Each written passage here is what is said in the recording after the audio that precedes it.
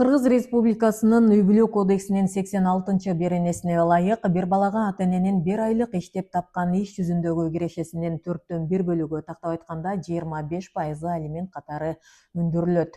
Эгер анын туруктуу жумушу, тапкан акчасы болбосо, анда суд ал жашаган аймактагы орточо эмгек маянанын суммасын эске алуу менен алименттин өлчөмүн аныктайт.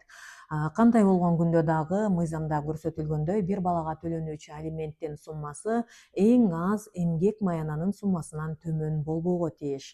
2026 жылга карата расмий бекитилген эң аз минималдуу эмгек маянанын суммасы 3280 сомду түзөт. Мына ошол 3280 сомдон төмөн болбого тийиш.